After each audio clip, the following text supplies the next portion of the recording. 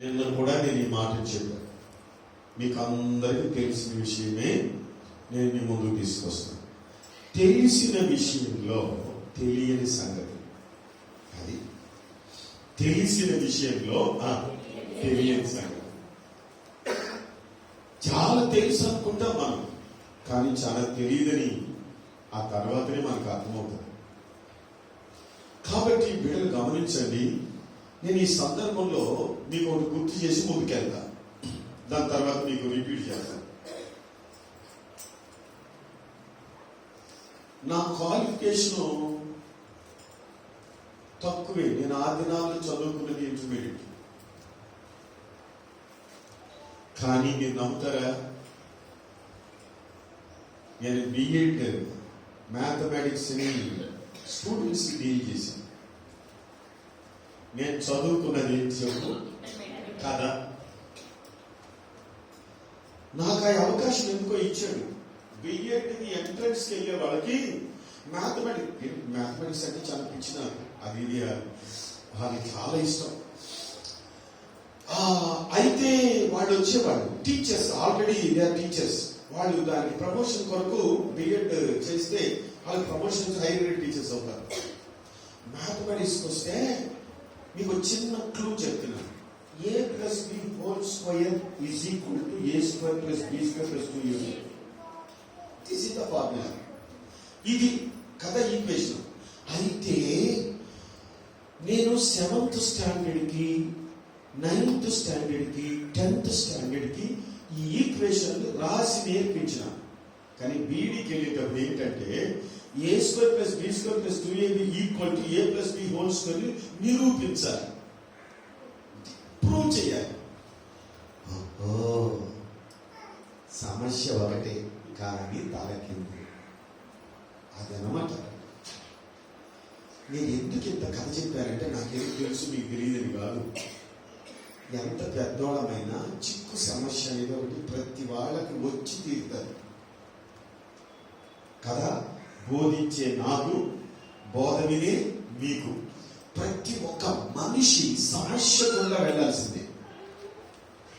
ఆ సమస్య పరిష్కారం ఎక్కడో లేదు, దేవుడు మన ముందే పెట్టాడు.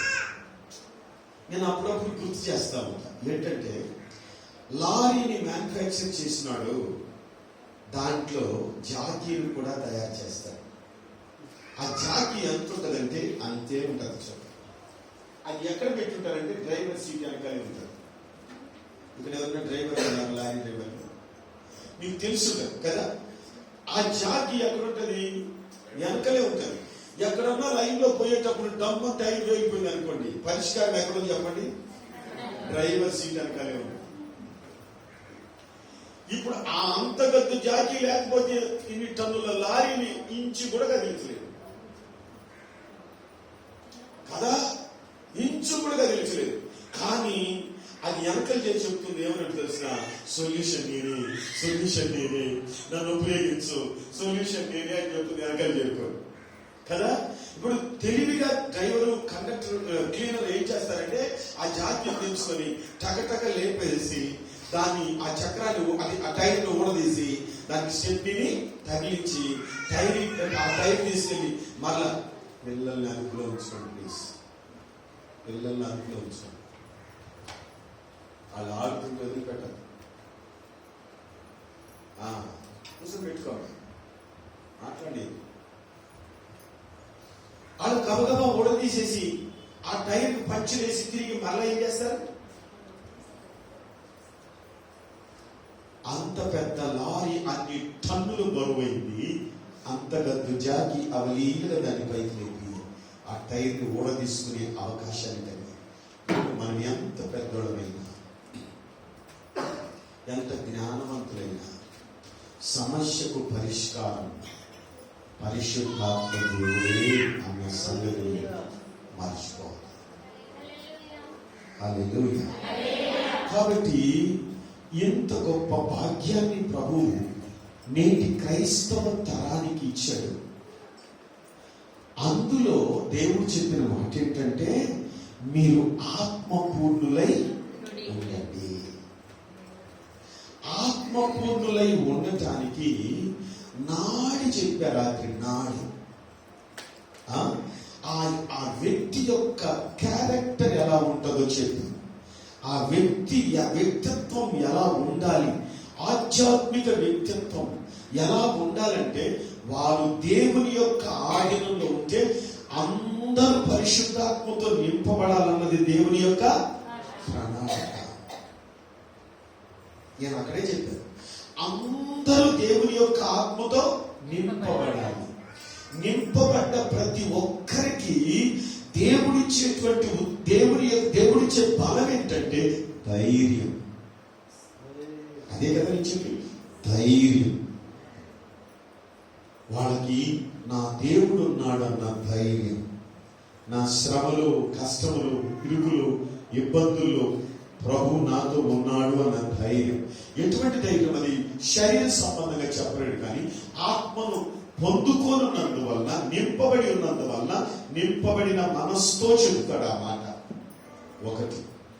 రెండవది, నేనేం చెప్పాను? మీరు ధైర్యంగా ఉండి మీకు దేవుడు అనుగ్రహించిన కృపావరాన్ని ప్రజ్వలింప చేయాలి.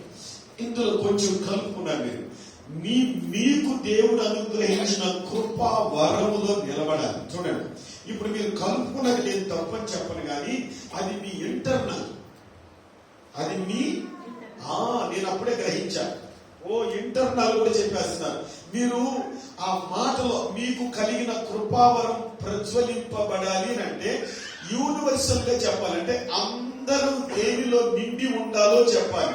ఆ తర్వాత వాళ్ళ ఇంటర్నల్ వ్యక్తిగతమని ప్రాణమే పెడతామంటారు.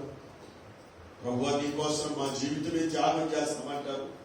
రకరకాలైనటువంటి లోపల ఆధ్యాత్మికమైనటువంటి ఆ మంట ఎట్లా రగిలిస్తుందో అట్లా వాళ్ళు ఏం చేస్తారు? భావ ఉద్వేగాన్ని చూపిస్తారు కదా.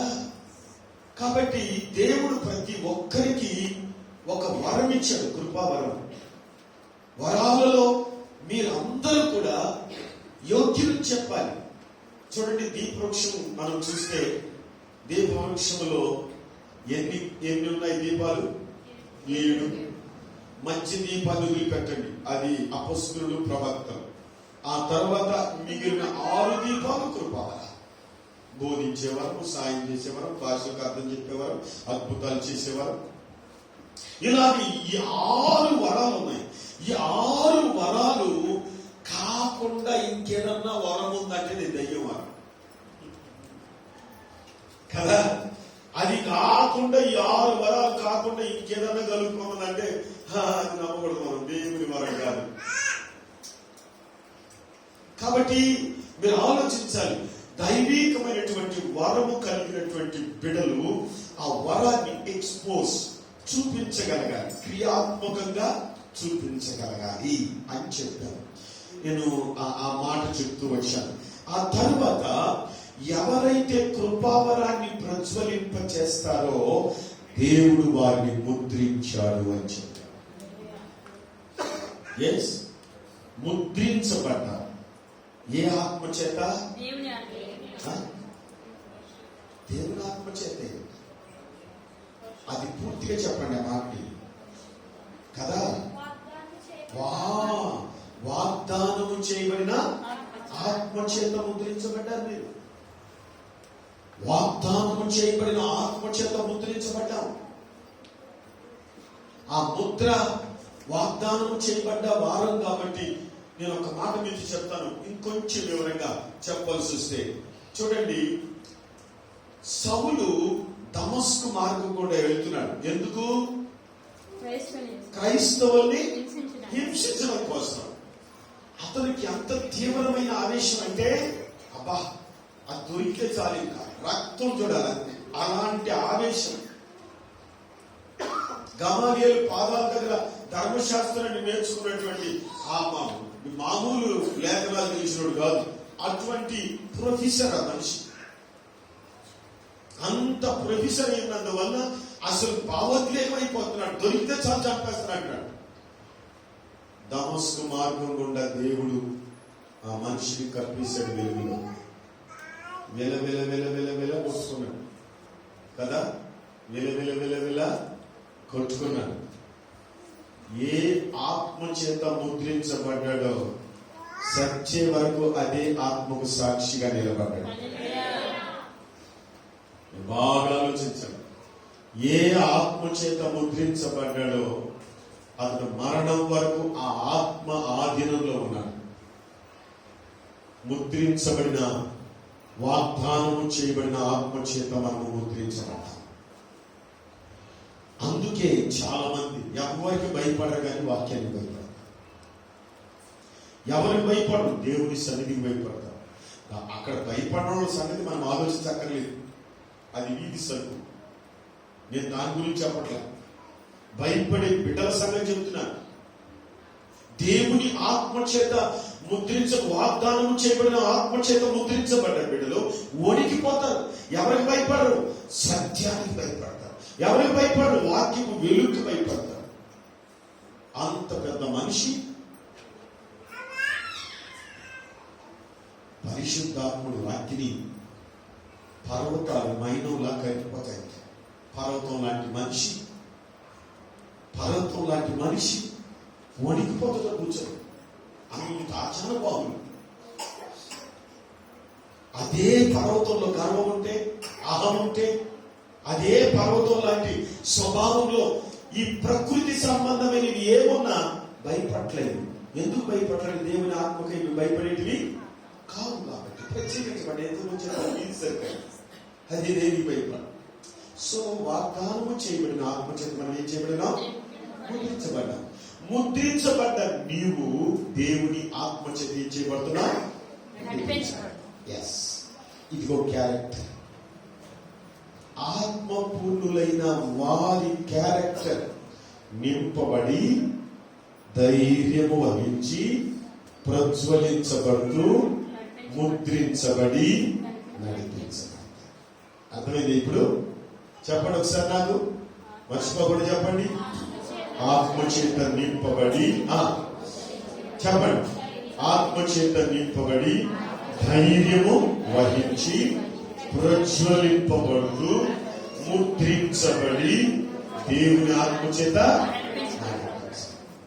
ఆత్మచేత నడిపించబడకపోతే వాడు దేవుని సంబంధి కాదు. ఇప్పుడు ఆత్మీయ క్యారెక్టర్ చెప్పాను నేను. వాళ్ళ క్యారెక్టర్ ఏంటో అదే బిడ్డల దేవుని యొక్క నామములు ఆత్మపూర్ణులైన బిడ్డలు ఎటువంటి గుణ లక్షణాలు కలిగి ఉంటారో చెప్పారు. మొట్టమొదటి పాయింట్ లో ఆజ్ఞకు ఏం చేయబడతారు?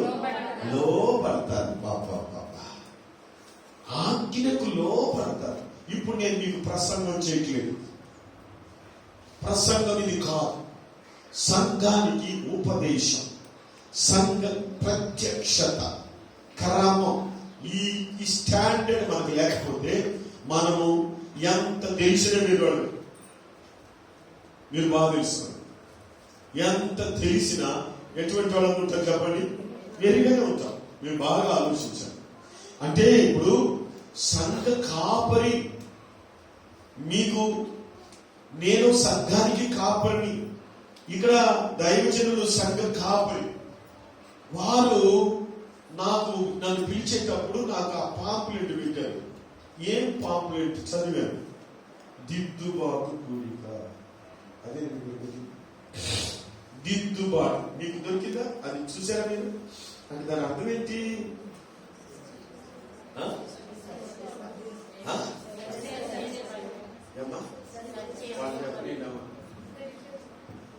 చెల్లి చెప్తే, పాస్టర్ చెప్తే మీరు వినండి నిదానంగా. లెక్చరర్స్ బోధించేస్తే ఇప్పుడు సంఘం చెప్పాలి. దిద్దుబాటు కూడిక అంటే అర్థం ఏంటి? అందుకే నన్ను అనిపించింది. అందుకే అదే పని ఇప్పుడు నేను చేస్తున్నాను. నేను ప్రసంగం చేయలేదండి, మళ్ళా చెప్తున్నాను. నేను చెక్ చేస్తున్నాను ప్రతి నాడి, ప్రతి విధి విధానాన్ని. మీ దేహం ఇప్పుడు చాలా బాధిస్తుంది. ఎందుకో తెలుసా? అమరడానికి అది చాలా. నేను రైమింగ్ వర్డ్ మాట్లాడితే యేసు మిమ్మల్ని స్వస్థపరచును గాక, మిమ్మల్ని ఆశీర్వదించును గాక, మిమ్మల్ని పైకి లేపును గాక, మిమ్మల్ని కింద అంటే అప్పుడు అప్ప ఊగిపోతారు. నేను కూడా సభల్లో మాట్లాడేటప్పుడు సువార్త పరంగా ఇచ్చే రైమింగ్ అదేంటాడు, ఆ రైమింగ్ వర్డ్స్ మాట్లాడుతుంటే ఓయమ్మ ఊగిపోతుంటారు. ఎవరు చెప్పారు నీకు వివాహం కాదని, ఎవరు చెప్పారు నీకు సంతానం లేదు, ఎవరు చెప్పారు నీకు ఉద్యోగం రాదని. నేను ఆ యాంగిల్లో మాట్లాడలేదు. దేవుని ఆత్మ చేత కట్టబడిన సంఘానికి హెచ్చరిక. తెలిసిన బిడ్డలు ఇంకా కొంత భద్రత కలిగి లోతైన అనుభవాల్లోకి వెళ్ళటానికి ఎరిగినటువంటి బిడ్డలు. ఈ వార్త చెప్పేటప్పుడు నేను మీతో అన్నాను, ఆజ్ఞ విధేయత అనేది ద్వితీయోపదేశకాండం 28వ అధ్యాయంలో ఒక మాట చెప్పారు. నీ దేవుడైన యెహోవా మాట శ్రద్ధగా విని నేడు నేను నీకు ఆజ్ఞాపించు ఆయన ఆజ్ఞలన్నిటినీ నీవు అనుసరించి అక్కడ దాకే చదివాను. మీరు ఆ పైన వెళ్ళొద్దు. ఆ పైన వెళ్తే కోణమే మారిపోద్ది. 14వ వచనం దాకా అన్ని ఆశీర్వాదాలే ఉంటాయి. ఇవన్నీ చదువుకుంటుంటే కాదు, అక్కడ చెప్తున్నటువంటి మాటని నేను అక్కడే ఆపి మిమ్మల్ని కొంచెం ఆ స్పిరిచువల్ సెన్స్ లోకి స్టాప్ లోకి తీసుకెళ్ళాను. అది మీరు గుర్తుపట్టండి. అనుసరిస్తే ఏం జరుగుతుంది? లోబడితే. అప్పుడు అబ్రహాం గారిని తీసుకొచ్చాను. 24:1 తీసుకొచ్చాను. 24:1 ఏం చెప్పాడు? అబ్రహాము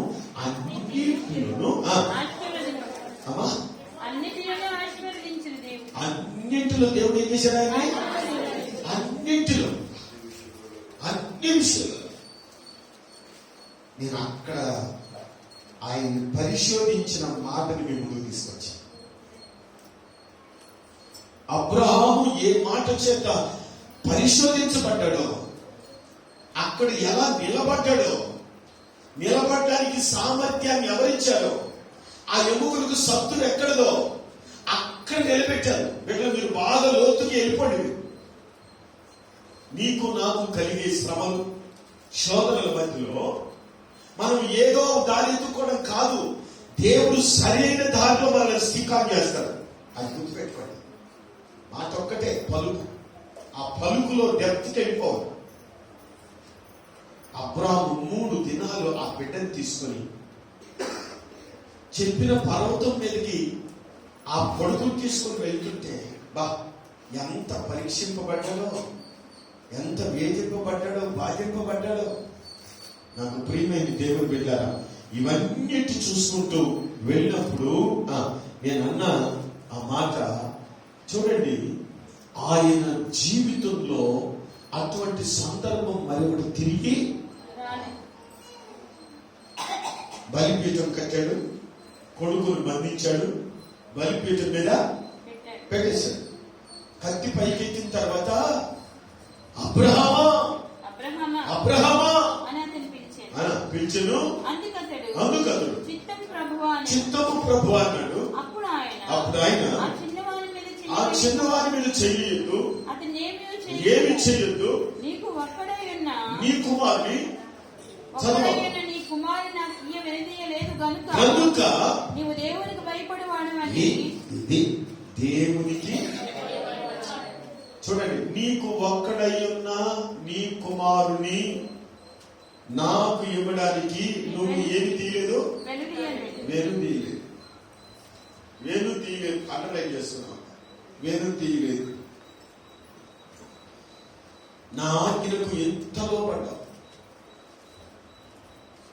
నీ జీవితంలో ఎన్నో అవకాశాలు వచ్చాయి నీకు, కానీ నా నుండి నువ్వు వేలు తీయలేదు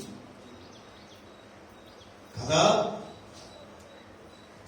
కొంతమంది ప్రభువుని ఏదో ఒక అవకాశం వస్తే అవకాశంలో ప్రభువుని పక్కన పెట్టి అవకాశాల్లోకి వెళ్ళిపోతాం.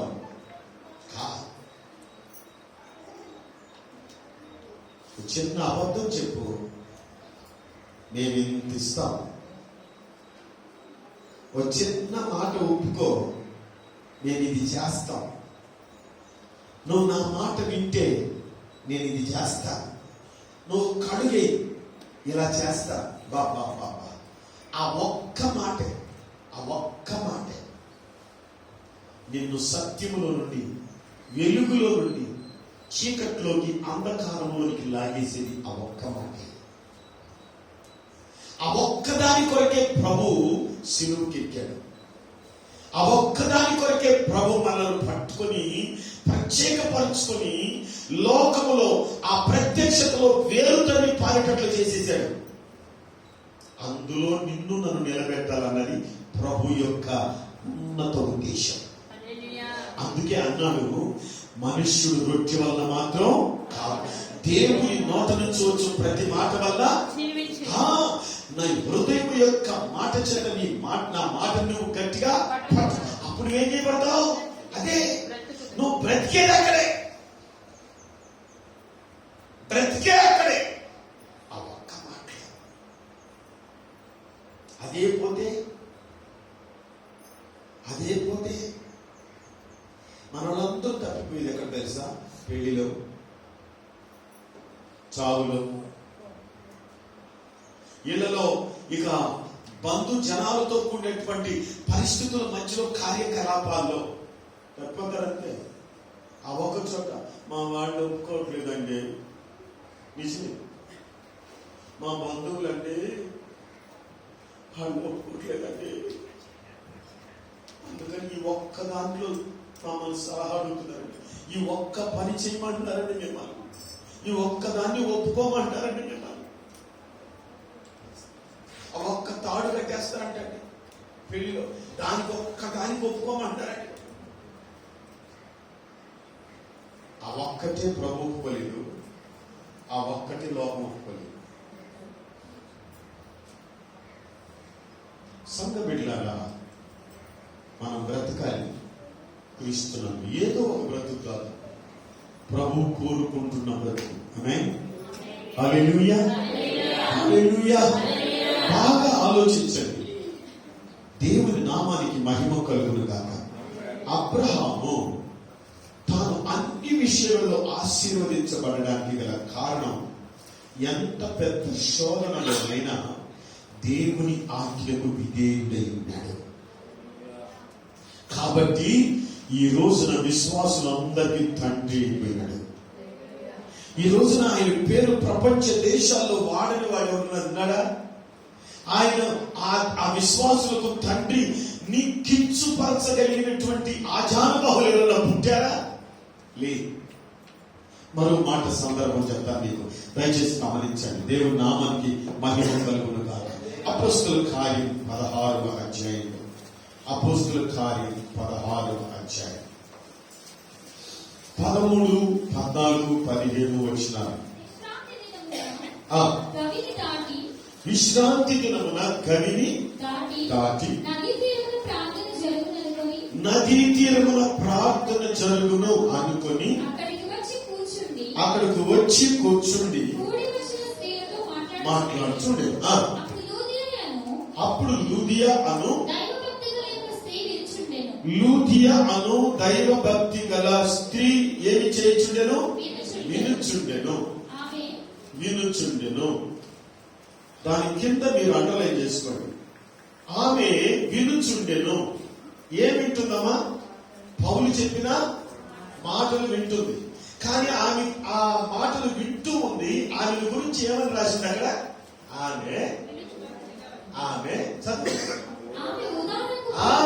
ఆమె ఉదారంగు పొడిని అమ్ము తుయ్యటైన పట్టణస్తురాలు. ఆగుదాన్ని ఇక్కడే. ఆమె ఏ పని మీద వచ్చింది?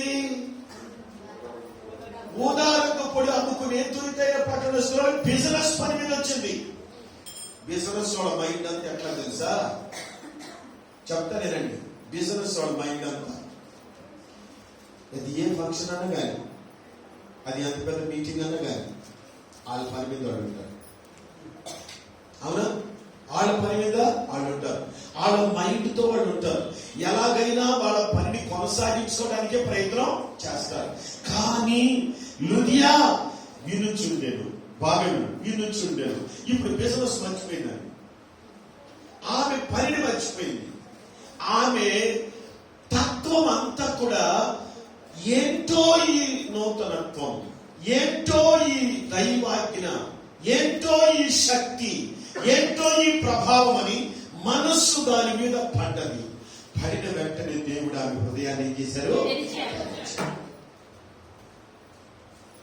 బాగా ఆలోచించారు.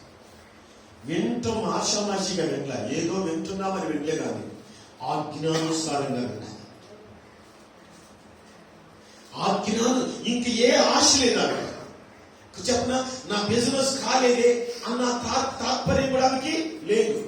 ఆమె తాత్పర్యం అంతా ఏంటి, పౌలు గారు ఏదో మాట్లాడుతున్నారేంటి, ఈ మాటలు బలమైనవిగా ఉన్నాయే, ఈ మాటలు ఏదో ప్రభావం ఉంది అన్నట్లుగానే ఆమె దృష్టి అంతా కూడా పౌలు గారి మాటల మీద పెట్టేసి ఎప్పుడు నిలిపిందో దేవుడు హృదయాన్ని తెరచేశాడు.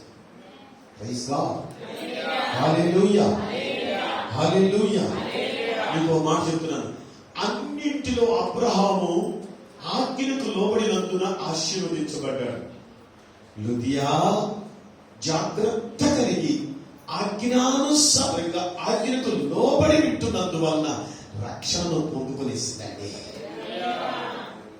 రక్షణ పొందుకున్నది. మీకు మాట చెప్తా, రక్షించబడ్డ బిడ్డ, నిజముగా రక్షించబడ్డ బిడ్డ, ఇక్కడ మిమ్మల్ని కొంత దూరం నేను కేరళంపూడి అంతా తిప్పుతా. ఇప్పుడు నాకు ఏ వీధి తెలియదు, అయినా మిమ్మల్ని తిప్పేస్తా కాసేపు ఉన్నాడు. ఇప్పుడు ఫస్ట్ వీధి, రెండో వీధి, మూడో వీధి, ఏవో వీధులు ఉన్నాయి కదా. మేము ఇండిపెండెన్స్ డే వచ్చినప్పుడు తిరిగాం మేము కొన్ని వీధులు. ఆ వీధుల్లో అక్క రక్షించబడ్డది అని చెల్లి, అన్న రక్షించబడ్డాడని తమ్ముడు, పెదనాయన రక్షించబడ్డాడని కొడుకు, ఇక మా మామగారు రక్షించబడిన అల్లుడు, ఇలాగ కొంతమంది ఆళ్ళకాళ్ళ కట్టుకొని వచ్చేస్తారు సంఘానికి. బాగా వినండి, అందుకే వీధులు చెప్తానంటే ఆళ్ళకాళ్ళ కట్టుకొని సంఘంలోకి వచ్చేస్తారు. వస్తే మామ చెప్పినాడు, యేసు ప్రభు నమ్ముకోరా, నీకు రక్షణ వస్తుందిరా, దేవుడు మేలు చేస్తారా, ఏదో ఆయన తెలిసిన మాటలు నాలుగు చెప్పి ఆ వ్యక్తిని ఏం చేశారు చెప్పండి? ప్రభు దగ్గర తీసుకొచ్చారు. ఈ ప్రభు దగ్గరకు వచ్చినాడు ఆజ్ఞానుసారంగా వినలేడు. ఎందుకంటే ఆజ్ఞానుసారంగా విన్నవాడు విడుదల పొంది అని పిలిచాడు. ఆజ్ఞానుసారంగా లోపలికి వచ్చి అలాగా ఆజ్ఞానుసారంగా వినలేకపోతున్నాడు. బాగా వినండి మీరు, తన ఆజ్ఞానుసారంగా విన్నాడా లేదా అంటానికి ఒకే ఒక ఆనవాలు, ఆజ్ఞానుసారంగా విన్నవాడి జీవితంలో నుంచి నూతన క్రియ జరుగుతుంది. నిజంగా నువ్వు ఆజ్ఞానుసారంగా వినుంటే యూదియా సంఘం స్థాపించింది. ఫిలిప్పి పట్టణంలో సంఘ స్థాపకురాలు, ఫౌండర్ ఎవరు తెలుసా?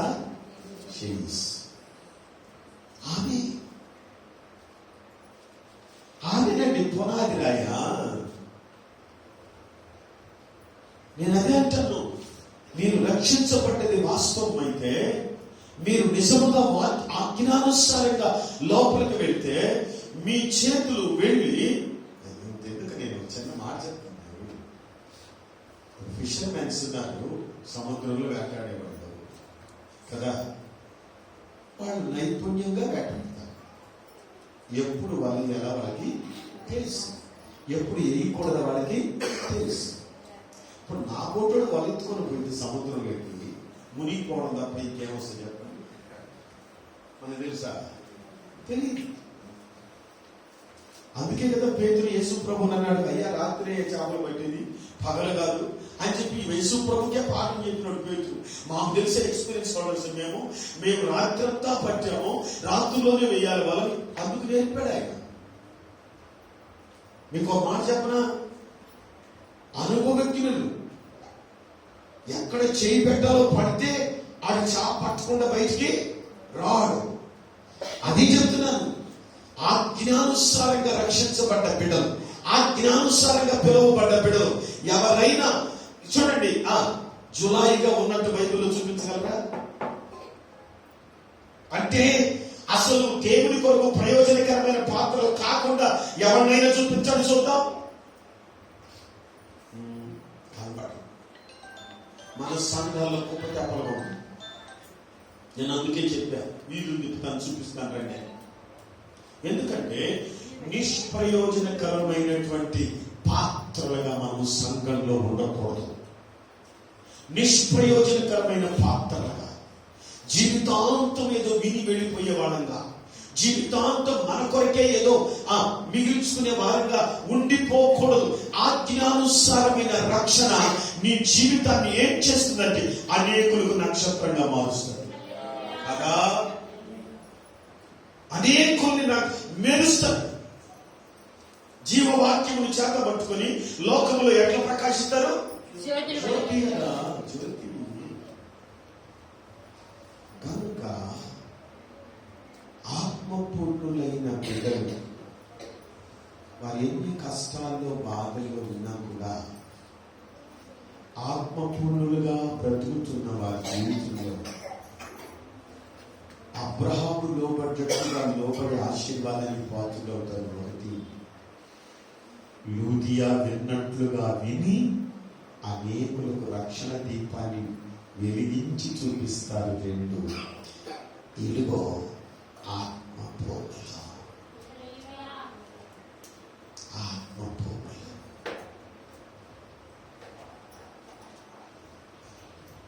కడవ దినాల్లో ఏం జరుగుతుందో చెప్పనా? సంఘాలలో సత్యం చేత సంఘములో బిడ్డల్ని లోతుగా నాటడం, నాటబడని బిడ్డలు ఉండడం వలన ప్రవచనాలు చెప్పేవాడిని ఇక ఇలాంటి వాళ్ళు తీసుకొని వచ్చి ఉడక వాయించినట్టుంటదేవా, ఉడక వాయించినట్టు. నేను మీకు ఒక మాట చెప్పాలి, ఇక్కడ మీరు చెప్పినా పర్వాలేదు. ఒకసారి పాలకొల్లులో లైవ్ వస్తుంది. లైవ్ ఏంట్రా లైవ్? నాకు కూడా నోటిఫికేషన్ వచ్చింది, లైవ్ వస్తుందండి.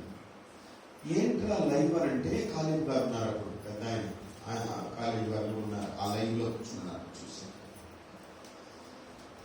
ఎవరో చెన్నై నుంచి ఒక సేవకుడు మాట్లాడుతున్నాడు. ప్రాఫిటికల్ గా ఏదో ప్రవచనాత్మకంగా వెళ్తుంది. ఆయన గురించి ప్రవచనం చెప్తున్నారు.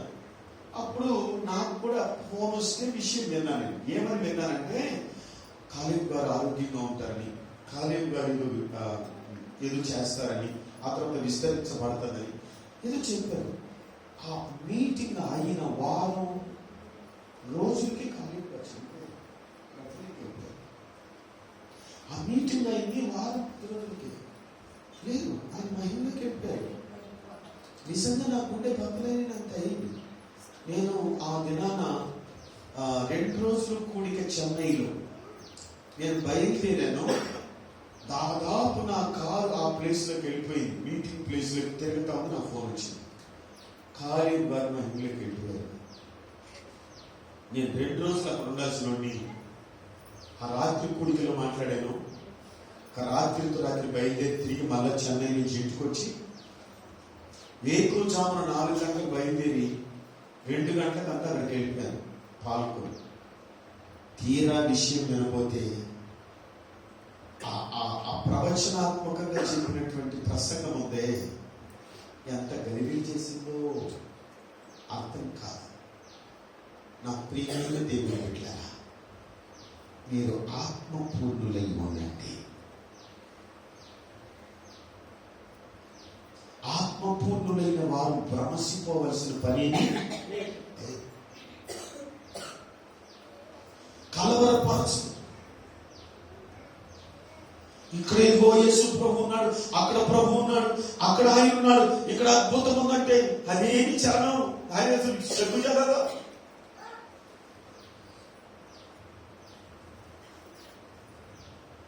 కలవరి లోతైనటువంటి అనుభవం కలిగినటువంటి స్టోన్ ఈ పండ మీద నా సంఘాన్ని కడతాం. పాతాళలోకపు ద్వారములు దాని ఎదుట లూదియా ప్రవచనాత్మకంగా ఆజ్ఞానుసారమైన ఆ రక్షణ నీలో ఎంత పెద్ద కార్యం చేసింది తల్లి. ఆజ్ఞానుసారమైన రక్షణ నీ లోపలికి వెళ్ళింది. ఆయన అవసరం కాబట్టి పట్టుకున్నాడు. నేను అవసరమైంది పిలుచుకున్నాడు. అవసరమని ముద్రించాడు. నీ ద్వారా పని జరగాలి. ఇక్కడ ఒక చిన్న విషయం చెప్తాను, మీరు బాగా ఆలోచించాలి. పౌలు పట్టుబడిన తర్వాత సంఘాలకి పరిచయం చేసింది ఎవరని మీరు చెప్పండి. పౌలు పట్టుబడిన తర్వాత సంఘాలకి పౌలుని పరిచయం చేసింది ఎవరు? బర్నబా. ఎవరు? బర్నబా. బాగా ఆలోచించారు. ఒకసారి బర్నబా పౌలుకి ఇద్దరికి వాగ్వాదం వచ్చింది. ఎవరి వల్ల? మార్కు వల్ల. ఎవరి వల్ల? మార్కు వల్ల. మీరు ఆలోచించాలి. వాళ్ళిద్దరికి వాగ్వాదము, దాని తర్వాత మెల్లగా ఆలోచించాలి. వాగ్వాదం వచ్చిందా? అక్కడ రాసింది వాగ్వాదమే కనపడుతుంది. 15 అధ్యాయంలో కనపడుతుంది. వాగ్వాదం లాగే ఉంటది. బట్ ఆ వాగ్వాదం యొక్క అనలైజ్ ఏంటంటే ఈ మార్కుని సిద్ధపరచడానికి తీసుకెళ్ళాడు. చూసావా? అసలు అది బయటికి కనపడని అంతర్గత సన్నివేశం. బయటికి కనపడదండి, అంతర్గత సన్నివేశం. లోపల మార్కుని తీసుకెళ్లిపోయి సిద్ధపరిచి తిరిగి మరలా మార్కుని ఎక్కడికి పంపించాడు? పౌలు గారి దగ్గరికి పంపించాడు. అంటే దీన్ని బట్టి నీకు నాకు అర్థం కావాల్సింది ఏంటంటే, సంఘాలలో ఒకరికి మధ్యలో ఏదైనా వివాదం ఏదన్నా జరిగింది అంటే దేనిని బట్టి జరగాలి అంటే సంఘ విస్తరణను బట్టే. అది సొంత కార్యకలాపాలను బట్టి జరగకూడదు. మీ సొంత కార్యాలయం ఉంటే మీ ఇళ్లలో చూసుకోండి. మీకు ఇళ్ళున్నాయి, గొడవలకి ఇళ్ళున్నాయి, తింటాకి ఇళ్ళున్నాయి, కోట్లాటకి ఇళ్ళున్నాయి, కబుర్లు చెప్పుకోవటానికి ఇళ్ళున్నాయి. సంఘము దైవ ప్రత్యక్షతో కూడింది. ఇది ఆయన శరీరం. దీంతో ఆడుకోవద్దు. దేవుని నామానికి మహిమ కలుగును. ప్రభు బిడ్డలారా, ఆజ్ఞానుసారమైన రక్షణలో ఇక్కడ కూర్చున్న బిడ్డలు లోపల మీకు మంట రగులుకుంటుంటే ఒక్కసారి చెయ్యికి దేవుని స్తోత్రం చెప్పవా? కట్టు. ఎంతమంది ఆజ్ఞానుసారంగా పట్టబడ్డారో, రక్షించబడ్డారో వాళ్ళకి అందరికీ ఏకాత్మ ఉంటుంది. ఉపదేశం ఏ విధంగా వెళ్తుందో దాంతో మ్యాగ్నెట్ అత్తుకున్నట్టు అత్తుకుంటారు. మ్యాగ్నెట్ పవర్ ఉంటుంది. అలా పట్టుకునేస్తారంటే నిన్ను వదిలి పేతురు ఆ మాట అన్నాడు, నిత్య జీవ మాటలు కలవాడివి, నేను నిన్ను ఎక్కడికి పోతావయ్యా? ఎవరి దగ్గరికి వెళ్దాం? ఎవరి దగ్గరికి వెళ్ళగలము? నిత్య జీవము మాటలు కలది. అది అందరూ వెళ్ళిపోయారు కదా, వాళ్ళు వెళ్ళిపోవచ్చు. వాళ్ళకి ఉద్దేశాలు ఉన్నాయి. కానీ వాళ్ళకి ఇలాంటి పిలుపు మాది కాదు. వాళ్ళకి ఇలాంటి ప్రత్యేకత మాకు కాదు. వాళ్ళకి ఇలాంటి ప్రెడికేట్ ఎడ్యుకేషన్ మాకు కాదు. మేము సపరేట్ గా ముద్రించబడ్డామే. ఆజ్ఞానుసారమైన రక్షణ మా లోపల తింటున్న మమ్మల్ని, భక్షిస్తున్న మమ్మల్ని చప్పరిస్తుంది. నీ పాదాలు వదిలిపెట్టి మేము ఎక్కడికి వెళ్తామని, ఈ ఉపదేశాలు వదిలిపెట్టి మేము ఎక్కడికి వెళ్తాం?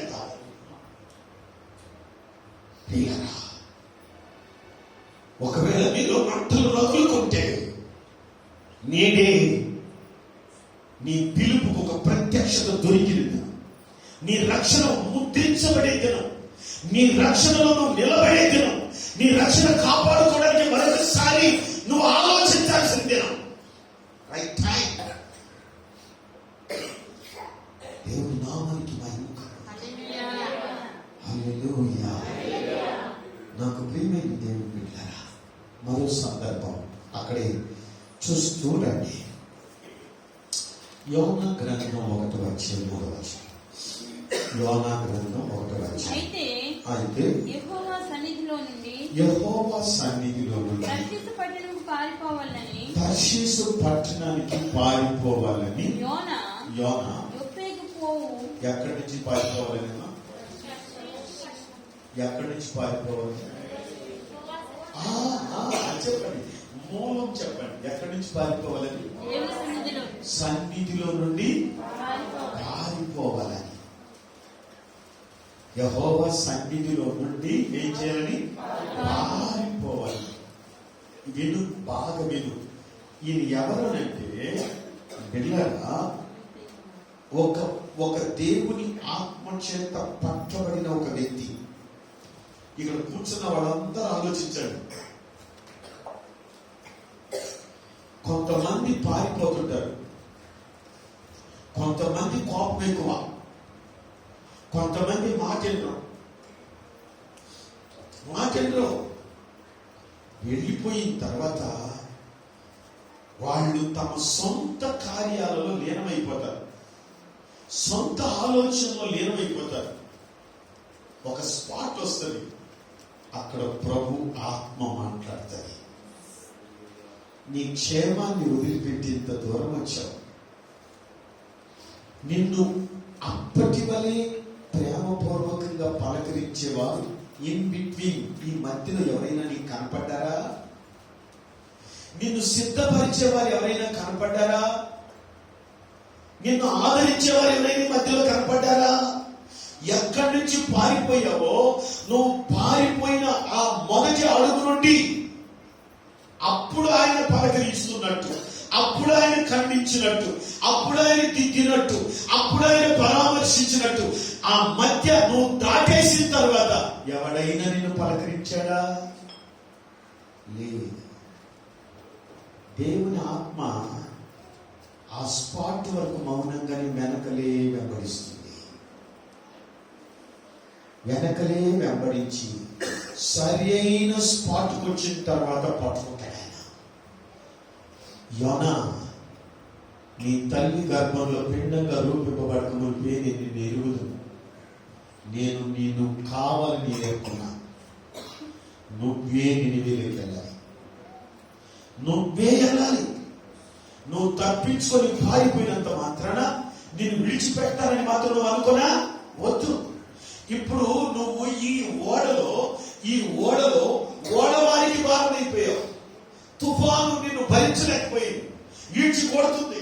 ఓడవారు నిన్ను భరించలేకపోయారు, ఈశ్వరు అవతల పక్కేశారు. కానీ వాళ్ళందరూ భరించలేనట్టు నేను భరించలేకపోతే నువ్వేమైపోతావు యోనా? ఏమైపోతావు బిడ్డ? అందుకే నేను ఏం చేశానంటే, నిన్ను కళ్ళు తగలకుండా మింగమని తిమింగళాన్ని చెప్పా. ఆర్డర్ చేశాను దానికి.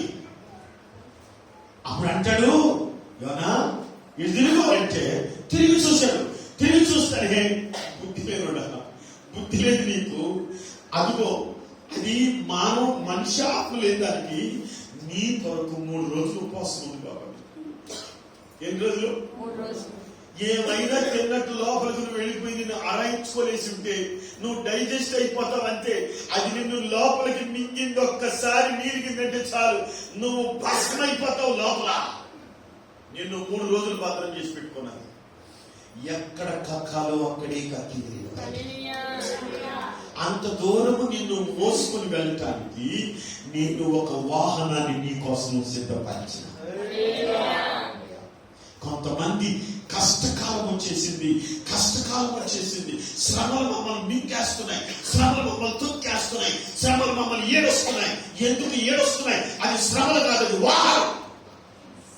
నీకు బుద్ధి చెప్పే వాహనం, నిన్ను సిద్ధపరిచే వాహనం, నీ కనులు తెరిపించే వాహనం, నీకు ప్రభువుని చూపించే వాహనం. నీవు ఎక్కడ ప్రత్యక్షతలో వస్తావో అక్కడ వరకు ఆ వాహనం నీతోనే ఉంటుంది.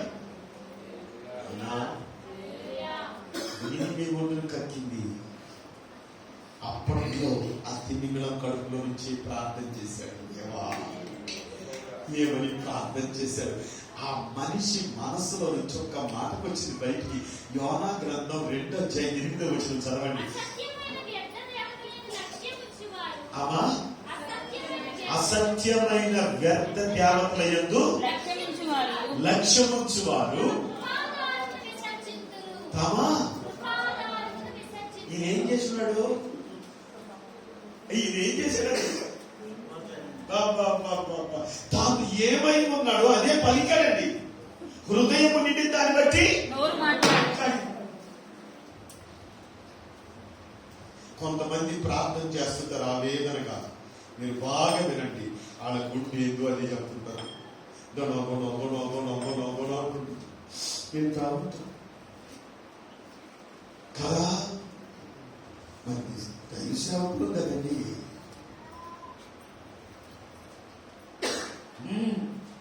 లోపల నుంచి అనేక అవుతారు.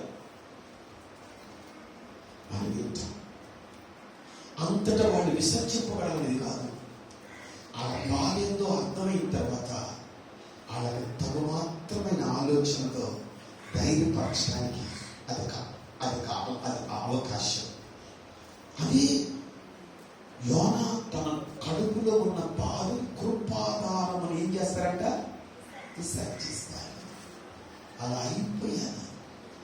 దేవుడు ఎప్పుడైతే గుండెలో నుంచి పొగనంతటిని కక్కాడో ఆజ్ఞానుసారమైన విధానంలోకి తీసుకొని వచ్చి నినివే మహానగరంలో సువార్త ప్రకటించడానికి ఒక ప్రత్యేకమైన పాత్రగా దేవుడు ఏర్పరిచాడు. మంచి పాత్ర ఏర్పడాలి. కాబట్టి ఎవరిని దేవుడు వదిలిపెట్టడు. కాబట్టి దేవుని బిడ్డారా, మీరు ఆలోచించండి. విధేయుడివై లోబడితే ఆత్మపూర్ణులుగా బతకండి. విధేయతలో మీ ఆత్మీయ స్థాయి బయటకు వస్తుంది. విధేయతలో నీ స్థితి బయటకు వస్తుంది. ఎంత విధేయులో, ఎంత సత్యానికి లోబడే బిడ్డలో, ఎంతగా మరి వాళ్ళు సబ్మిసివ్గా ఉంటారో, ఎంత దైవీకమైన విధానంలో వాళ్ళు తమను తాము ప్రభువుకు అప్పగించుకుంటారో. కనుక ఆత్మపూర్ణులైన బిడ్డలారా, ఎంతవరకు మనకి ఈ స్టెప్ అర్థం కాకపోతే అర్థం చేసుకుని ఇంకొక స్టెప్లోకి నేర్పించు నాయన, నేర్పించు. కొన్ని సందర్భాలు అబ్రహాము తీసుకున్నంతగా అన్నింటిలో ఆశీర్వదించబడలేని దుస్థితి మాదే.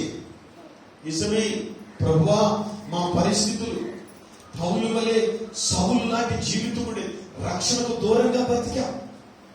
యోనా వలె అవిధేయులుగా బ్రతికాం. అలాగే యాత్ర చేస్తే ఆత్మపూర్ణులుగా ఎలా ఎంచబడతాం? కాదు కదా. వీళ్ళందరినీ దేవుడు చూపించి మనకు చేసే పని ఏంటంటే, విధేయతలోకి రండి, దానిలో జీవించొద్దండి. ఈ విధేయత కృపలో మిమ్మల్ని దాస్తుంది. ఆధారంగా ఆ పురుషులా మిమ్మల్ని దాస్తుంది. దాచినప్పుడు మీ పైన కవరింగ్ ఏంటంటే, మీరు విధేయులైన బిడ్డల వలె ఉంటారు. విధేయులుగా నడుచుకుంటారు. విధేయులుగా అని మీరు వ్యవహరిస్తారు.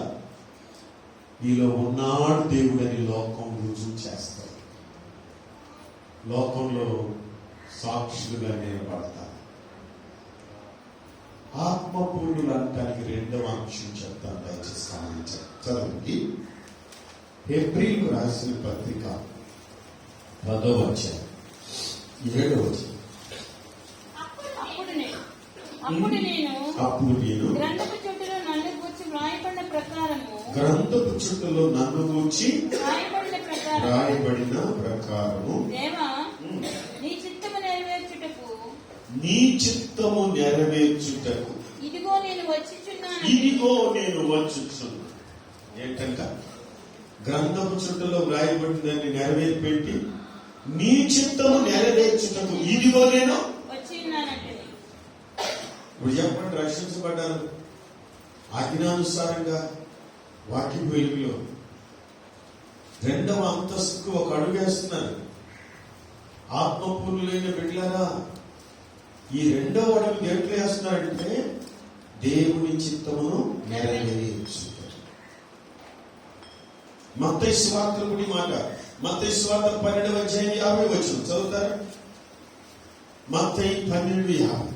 నా తండ్రి చిత్తము చొప్పున చేయువాడే, నా తండ్రి చిత్తము చొప్పున చేయువాడే నా సహోదరుడును, నా సహోదరుడును, నా సహోదరియు, నా సహోదరి, నా తల్లియు అనెను. నా తల్లియు. యేసు ప్రభు చెప్పాడు, నా తండ్రి చిత్తం ప్రకారంగా చేసే వాడే నాకు సంబంధి.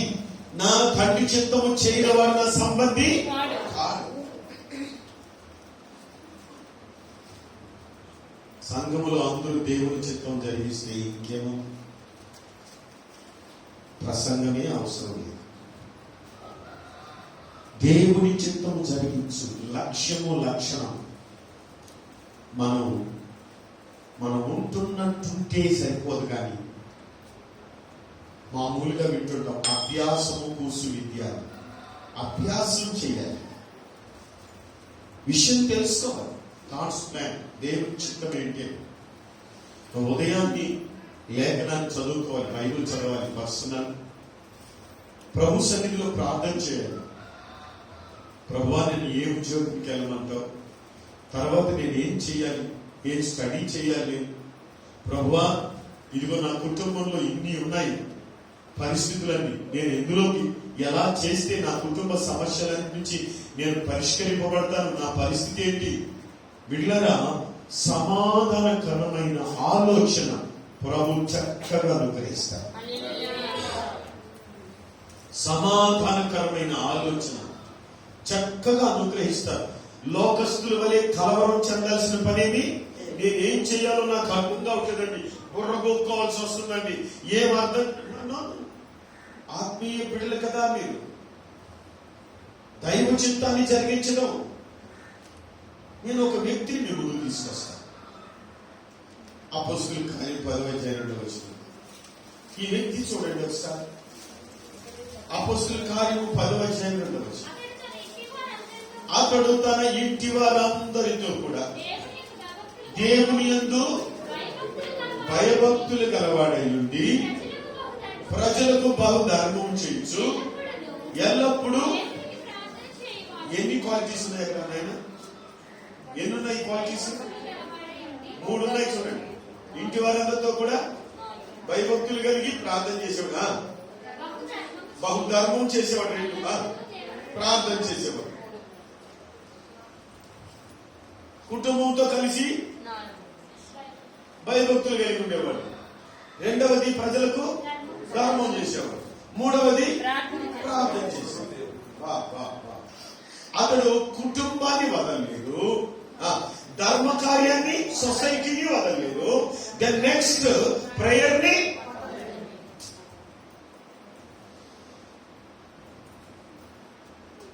కొంతమంది సోషల్ వర్క్ చేశారంటే గాడ్స్ వర్క్ మర్చిపోతారు.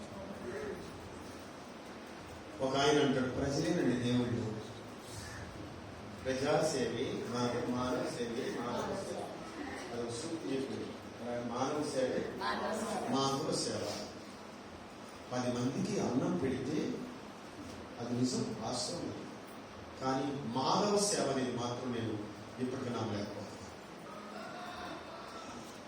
మానవ సేవ దేవుడు చెప్పాడు చేస్తాం, అదే మానవ సేవ అనేది మాత్రం నమ్మలేకపోతున్నాను. అంటే దాంట్లో ఇప్పుడు 3 ఉన్నాయి కదా. ఫస్ట్ కుటుంబంతో భయభక్తులు కలిగి ఉండటం, 2వది ధర్మ కార్యాలు చేయటం, 3వది ఇతను ఒక పోలీస్ ఆఫీసర్. మేము మొట్టమొదటి ఎరుషలేము వెళ్ళినప్పుడు ఈ క్వార్టర్స్ చూసాము. అది హిందూ మహాసముద్రాన్ని ఆనుకున్నది. అక్కడ వాటర్, డ్రింకింగ్ వాటర్ ఉండదు. వాళ్ళు ఏం చేశారు, అప్పట్లో ఒక పెద్ద వారధి కట్టి, ఆ వారధి ఎక్కడి నుంచో కనెక్షన్ ఉంది, అక్కడ దాని నుండి డ్రింకింగ్ వాటర్ అక్కడికి ఆ వాటర్స్ తెప్పిస్తారు. ఈయన అప్పట్లో కొన్నేది శతాధిపతి 100 మందికి లింక్. ఏంటంటే ఒక డిఐజీ క్యాడర్, ఒక పెద్ద క్యాడర్. ఈ ఆఫీసరు ఉద్యోగం ఉండలే చాలా అనుకోలేదు అన్నీ, కానీ దేవుని యందు ఎటువంటి వాడు, కుటుంబంతో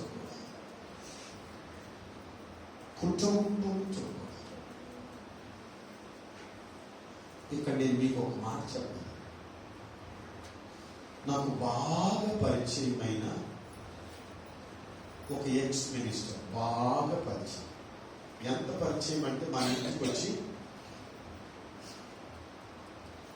వచ్చి వాళ్ళ మిస్సెస్ మంచి దైవభక్తి, పెంతెకోస్తు.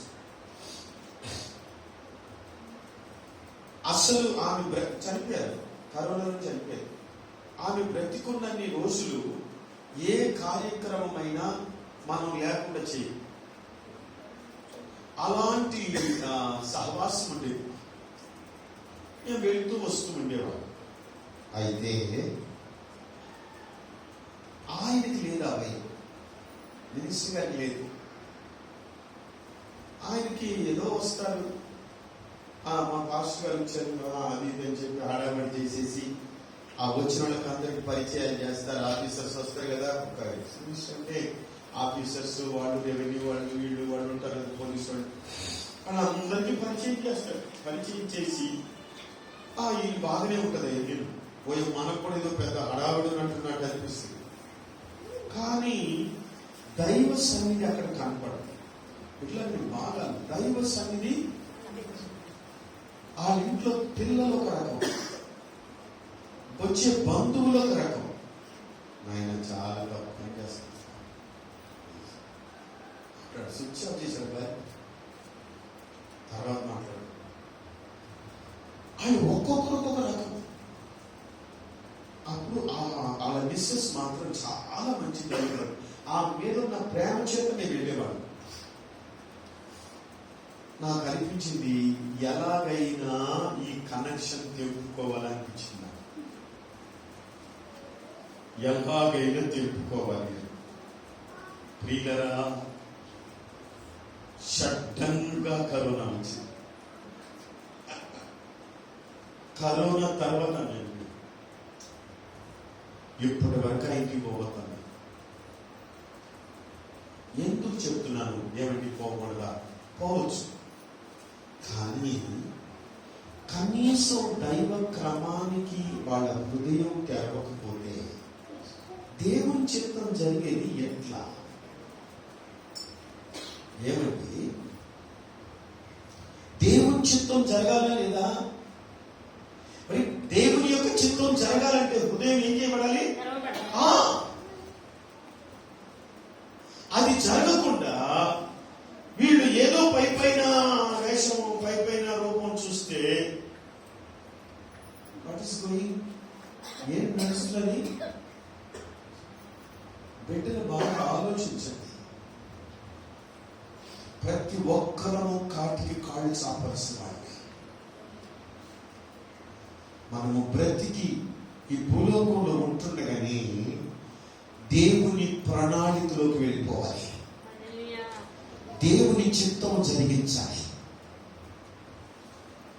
ఆ అద్భుతమైనటువంటి జీవితం లోపలికి వెళ్తే నీకంటే భాగ్యవంతులు ఇంకొకడు ఉండడు. కుటుంబాన్ని పట్టండి బిడ్డలారా. నేను క్రైస్తవ కుటుంబాలు పట్టుకోలేకపోతున్నాం, బిడ్డలు పట్టుకోలేకపోతున్నాం, యవనస్తులు పట్టుకోలేకపోతున్నాం, యవనస్తులను పట్టుకోలేకపోతున్నాం. ఎక్కువ రిపోర్ట్స్ పేరెంట్స్ ఇచ్చేది బిడ్డలు మాకంటలేదయ్యా, బిడ్డలు మాకంటలేదు. నేను ఆ మాట చెప్తానేనండి తల్లిదండ్రులారా. నేను ఒకసారి మన సంఘ బిడ్డే ఎంత సన్నిహితంగా ఉంటారంటే అంత సన్నిహితంగా ఉంటాడు ఆ తమ్ముడు. ఇలుపూరు, మీకు తెలుసు ఇలుపూరు. వాళ్ళ కొడుకు మాట వినేవాడు. ఇప్పుడు కూడా అట్లాగే ఉంటాడు అన్నమాట. కొన్ని సందర్భాలు మళ్ళా వాక్యం వింటాడు, దేవుని కార్యాలు చేస్తాడు, ఏదైనా అంకులు అంటాడు, నేను చేస్తాడు. నేను మాట వినట్లేదు. ఒక రోజు నా దగ్గరకు వచ్చి నా తమ్ముడు లాంటి వాడు సార్ ఏం చేయాలని నేనన్నాను, నువ్వు ఇల్లు ముందు మాట అప్పుడు వాడు ఇంటాడు. అది నువ్వు మాట్లాడలేదు, నీ మీద ఉన్న ప్రభావం వాడి మీద పనిచేస్తుంది.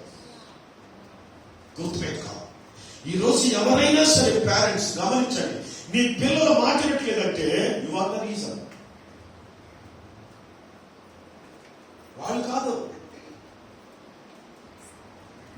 ప్రభు పాదాలు సరిగ్గా పడితే, పట్టవలసిన రీతిగా పడితే, వాళ్ళు ఎంతటి వాళ్ళైనా సౌలుని పౌలుగా మార్చిన ఆ మహాతండ్రి ఇది అసాధ్యమా? కాదు. అన్యుడైన కొన్నేది కుటుంబంతో దైవభక్తి కలిగిన వాడు, కుటుంబంతో దైవభక్తి కలిగి, నా ప్రియమైన తమ్ముడా, నీ గుండెలో రోషం రాని ఒక ప్రత్యేక జీవితంలోకి వచ్చేసాయి. నీ వెనకటి తరాన్ని పట్టుకో, నీ కళ్ళ కనబడే వాళ్ళు కూడా పట్టుకో, వాళ్ళకు కూడా దైవ సత్యం చేత వెలిగించి వాళ్ళకు కూడా వెలిగించు. చెప్పు, దేవుడికి భయపడకపోతే ప్రపంచంలో మనం ఎవరికి భయపడం? ఏది చాలు. ఇక్కడ నువ్వు మారు మనసు పొందకపోతే, ఇక్కడ నువ్వు తిరగకపోతే, ఇక్కడ నువ్వు ప్రత్యక్షంలోకి రాకపోతే ఇంకెక్కడ రాలేదు. నేను తిప్పే కాలేజీ లేదు, దేవుని సన్నిధి తప్ప. అది గుర్తుపెట్టుకో. ప్రజలకు బహుధర్మం తర్వాత చెబుతుంది. మొదట కుటుంబాన్ని పట్టు, తర్వాత ధర్మం చేయొచ్చు. నాకు ప్రియమైన దేవుని బిడ్డలారా, ఏదో నేను ధర్మం చేస్తున్నానులే, నేను కూడా ఏదో సహాయం చేస్తున్నాను, ఆ ధర్మం నాకు కూడా కట్టొస్తుందిలే, ఇది భౌతికపరమైన ఆలోచన. దీంట్లో తృప్తి చెందదు, దీంట్లో నిలబడిపోవద్దు. ఎప్పుడైతే కుటుంబం దైవీకమైనటువంటి విధానంలోకి వెళ్ళిపోతాం, ఆటోమేటిక్ గా నీ జీవితంలో నుంచి నీకేమొస్తుందంటే ఇతరులకు కూడా మనం సహాయము అనే మనసు వస్తుంది, ఇతరులను ఆదుకోవాలన్న మనసు వస్తుంది. నెక్స్ట్ మూడవది ఏంటి? ప్రార్థన. వాళ్ళందరూ దైవ భక్తి కలిగిన వాళ్ళైతే మీరు ప్రార్థన చెయ్యండి అని చెప్పాల్సిన పనే. వాళ్ళందరూ దైవ భక్తి కలిగిన వాళ్ళైతే వాళ్ళకి మీరు అగ్గిని అంటించాల్సిన అవసరమే, వాళ్ళు ఆల్రెడీ అంటుకునేసినారు.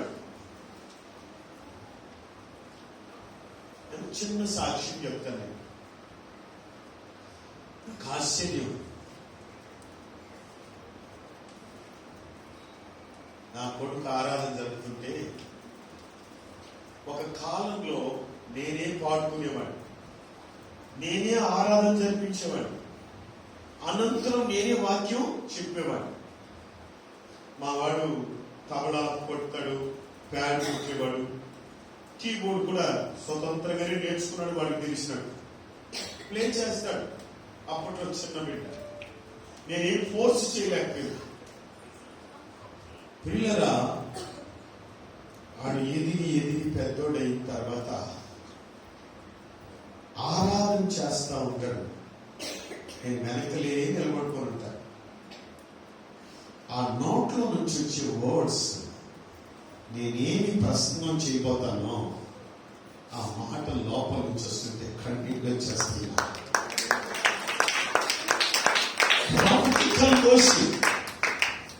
దేవానికి స్తోత్రం అని చెప్తాడు.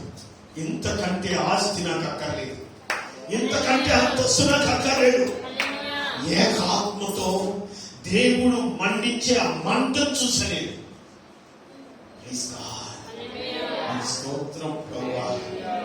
బిడ్డలారా, సంఘము ఏ ప్రత్యక్షతతో మండుతుందో, మండించాలని ఆవేశపడుతుందో, ఆ మంటలో లీనమై ఏకమై కలిసిపోవాలని నేను పరిశుద్ధాత్మ దేవుడు దైవ చిత్తాన్ని నీలో పుట్టించాలని కోరుకుంటున్నాను. ఆ మంటలో నీలో రగులుకొనుగా, ఆ మంట నేను మండించునుగా. ఏదో వినేసి వెళ్ళిపోదాం అనుకోవద్దు. ఆత్మపూర్ణులైన బిడ్డలు కుటుంబంతో కూడా దైవ భక్తి భయం ఉంటుంది. ప్రజలకు ధర్మం అనేది దయాగుణం ఉంటుంది. ఆ దయాగుణం ఉంటుంది, ప్రార్థనా బలం ఉంటుంది. ఆత్మపూర్ణులు గుర్తుపట్టండి, ఆత్మపూర్ణులు గుర్తుపట్టండి.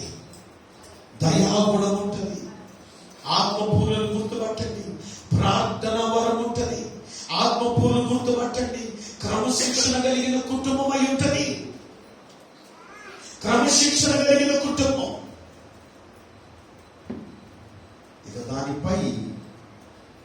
దాని క్రింద ఉన్నదంతా నేను చెప్తే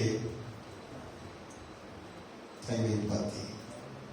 నెక్స్ట్ ఆత్మపూర్ణులకున్న 3వ లక్షణం చెప్పి ముందుకెళ్తా. యోహాను సువార్త 15వ అధ్యాయం 4వ వచనం చదువు. యోహాను నా యందు నిలిచియుండుడి, మీ యందు నేను నిలిచియుండు. తీగ ద్రాక్షవల్లిలో నిలిచి ఉంటేనే కానీ తనంతట తాను ఎలాగో ఫలింపదో అలాగే నా యందు నిలిచి ఉంటేనే కానీ మీరు ఆత్మపూర్ణులారా మీలో ఫలములు కనపడాలి. ఎటువంటి ఫలాలు కనపడాలంటే క్రీస్తునందు నిలిచి ఉండి ఫలించే ఆ ఫలభరితమైన లైఫ్ కనపడాలి. Praise the Lord. Hallelujah, hallelujah. ఆ ఫలము మీలో కనపడాలి బిడ్డ. ఎంత ఎదుగుతున్నా, ఈ చిన్న మాట చెప్పేసి ముందుకెళ్తారు, ఎంత ఎదుగుతున్నా అమ్మా నాయనే మనల్ని పోషించాలా అనే పరిస్థితుల్లో ఉంటే ఆలోచించాలా. ఈ మాట నిన్న కూడా చెప్పాను. తల్లిదండ్రులే మనల్ని పోషించాలా అనేటువంటి మాటలో జాగ్రత్తగా ఆలోచించాలా. కానీ ఒక విషయంలో నీకు ధైర్యం చేకూరుస్తాను. తల్లిదండ్రులైనా కూడా ఇక్కడ ఈ విషయంలో ఆలోచించాలి. పిల్లలు ఎదిగేటప్పుడు తండ్రులే సంరక్షకులు, పిల్లలు చదివేటప్పుడు తండ్రులే సంరక్షకులు. వారిని చదివించాల్సిన బాధ్యత ఉంది. చదివిన చదువు పూర్తి అయిపోయేంత వరకు వాళ్ళ తల్లిదండ్రులే సంరక్షకులు. ఇక్కడ క్రిటికల్ కండిషన్, క్రిటికల్ టైం ఏంటో తెలుసా? చదువు అంతా పూర్తి అయిపోయిన తర్వాత ఉద్యోగానికి ఆ ఖాళీ సమయానికి మధ్యలో ఉండే దాన్ని భరించడమే కష్టం. డబ్బంతా ఖర్చు పెట్టి చదివించండి కదా, ఉంటే ఊరికేనే తిరుగుతున్నాయి కదా, ఎందుకు పనికిరావు కదా. ఇలా డిస్కరేజ్ అయిపోక చాలా.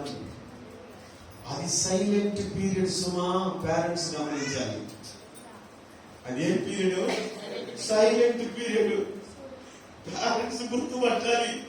గుర్తుపట్టి ఆ సైలెంట్ పీరియడ్ ఏమిటంటే సర్చింగ్ పీరియడ్ కదా. అందులో ఏం దూకి అంటే ఎక్కడ దూకుతాడు? ఏదో ఉద్యోగం చేయరా, ఇది అన్నమాట.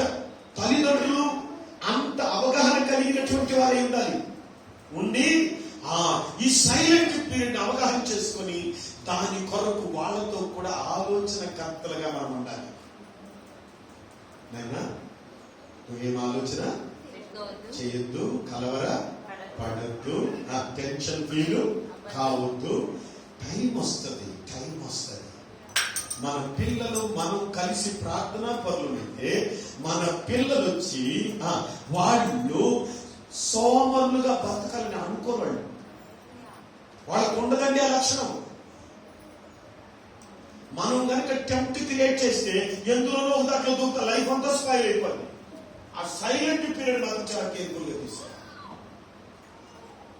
ప్రోత్సహించి పరిశుద్ధాత్మ దేవునికి అప్పగించుకొని దైవ చిత్తానికి అంటుకొని, ప్రభువా నా బిడ్డ లైఫ్ నీ చేతిలో ఉంది నాయనా, నా బిడ్డని మీరు ఏం చేస్తారో, ఎటువంటి మార్గంలో పెడతారో, ఎటువంటి ఉద్యోగం ఇస్తారో, ఎటువంటి వివాహ సంబంధం ఏ రీతిగా కొనసాగిస్తారో నీ చేతుల్లో పెడుతున్నానంటే ఆ silent period, God's searching period దేవుడు చక్కగా తీసుకొస్తాడు. ఇది నీకు ఎగ్జాంపుల్ చూపించిన. చూడండి, ఆదాముకి వివాహం చేయాలనుకున్నాడు దేవుడు. వివాహం చేయాలనుకున్నప్పుడు నిద్రపోవాలి. This is silent period. ఏం చేయమన్నాడు? నిద్రపో. ఆయన గాఢ నిద్రలోకి వెళ్ళిన తర్వాత దేవుడు ఆదాములో నుండి ఏం తీశాడు కదా? ఎంతసేపు గాఢ నిద్ర. ఆ పీరియడ్ ని సైలెంట్ పీరియడ్, సర్చింగ్ పీరియడ్. నెమ్మదిగా ఆలోచించాలి. పిల్లలు నేను కొన్ని కుటుంబాలు చూసా. ఒక కుటుంబంలో తండ్రి జబ్బును పడిపోయాడు. అమ్మ కంపెనీకి వెళ్ళి సంపాదించుకొని వస్తుంది. ఇద్దరు పిల్లలు, ఆడ మగ. ఆడపిల్లకి పెళ్లి చేసేసారు. ఇంట్లో వీళ్ళందరూ పోషించబడాలి, వేరే దారి లేదు. ఆయన పనికెళ్ళలేడు. కొడుకు నిలబడేలా చూశాడు. ఆ చదువుని మధ్యంతరంగా ఆపేసి కంపెనీలో జాయిన్ అయ్యాడు. అది ఎంత మంచి బిడ్డ చెప్తానండి. ఈ మధ్య ఇట్లాంటివి కొన్ని జరుగుతుంటాయి. ఎంత మంచి బిడ్డ అంటే కంపెనీలో ఎప్పుడు సెలవు దొరుకుతుందో అప్పుడు దేవుని సన్నిధిలో కనబడతాడు. మధ్యలో కనపడలేడు. నేను అలా చూసినప్పుడు భయపడతాడు. ఏనంటే అంకుల్ సెలవు లేదు అంకుల్, నా కళ్ళ నిండా నీళ్ళు వస్తాయి. ఎందుకో తెలుసా? కుటుంబాన్ని పోషించేవాడు ఒక్కడే. అది తండ్రి మనసు. ఆ బిడ్డను అర్థం చేసుకో. ప్రభు ఆత్మ నిన్ను అలా నడిపించను కాక, ప్రభు సన్నిధి నిన్ను ఆవరించను కాక, ప్రభు సన్నిధి నీకు తోడ్పడి నడిపించను కాక. ఇట్లా ఫలభరితులు కండి, ఫలభరితులు కండి, ఆత్మ పూర్ణులు కండి.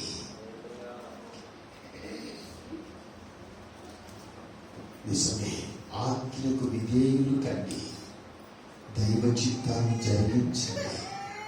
ఫలభరితులైన బిడ్డలయ్యి ప్రభు నామాన్ని మహిమపరచండి.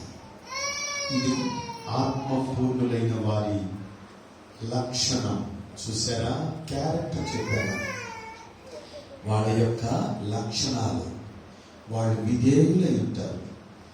దేవుని చిత్తాన్ని జరిగించే విషయంలో ఎంతగానో ఆశ కలిగి ఉంటారు.